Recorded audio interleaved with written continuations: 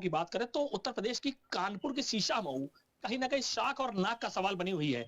अगर मुद्दों की बात करें तो यहाँ सबसे बड़ा मुद्दा एक उठ के आया चुनाव के दौरान लाल इमली का, जो शीशा मऊ विधानसभा क्षेत्र में पड़ती है। इसके साथ साथ बीजेपी ने एक बड़ी उपलब्धि बताई। बीजेपी ने कहा जब हम सत्ता और सरकार में आए तो हमने यहाँ के इस नाला, जो शीशा मऊ नाला जो कलंक था कानपुर का, उसको मिटाने का काम किया, उसकी टेपिंग की। और ये हमने ही अपनी सरकार में किया। इससे पूर्व में समाजवादी पार्टी की सरकार थी, उस समय भी शीशा मऊ से विधायक इरफान सोलंकी थे, समाजवादी पार्टी से विधायक थे, लेकिन उस समय उन्होंने मां गंगा के बारे में नहीं सोचा।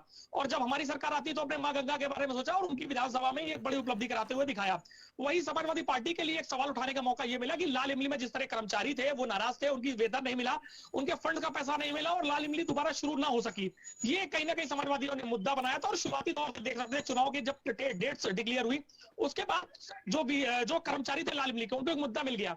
वो बैनर लगा करके बीजेपी का वोट काटने की बात कर रहे थे। वो घर घर जाकर लोगों को जागरूक कर रहे थे कि आप बीजेपी को वोट ना करें। लेकिन आखिरकार सुरेश खन्ना जो बीजेपी के बड़े मंत्री हैं, उनको कानपुर की जिम्मेदारी मिली थी, उन्होंने उन सारे नाराज लोगों को मना लिया, आखिरी दिन में मनाया। लेकिन सबसे बड़ी बात यह है कि जिन लोगों को जाके मोटिवेट किया था, जिन लोगों को जाके कन्वर्ट किया था, जिन वोटर्स को जाकर के कर्मचारियों ने कन्वर्ट किया था कि वो बीजेपी को वोट ना दे, और उसके बाद भले ही कर्मचारी खेमे में आ गए हो, लेकिन अब जो वोटर्स थे उनके मन में क्या था, इसका फैसला तो 23 तारीख को होगा। लेकिन अगर बात करें तो यार समाजवादी पार्टी का पलड़ा इसलिए भी भारी है, जो मुस्लिम बहुमूल्य क्षेत्र है, जहां मुस्लिम बहुमूल्य क्षेत्र है, जहां वोटिंग परसेंटेज सबसे ज्यादा देखा जा सकता है, और इसी वोट बैंक की जो है समाजवादी पार्टी राजनीति करती है। वाई और एम यानी मुस्लिम और यादव की जो राजनीति करती है, उसमें मुस्लिम जो क्षेत्र है वहां पर सबसे ज्यादा वोटिंग हुई है।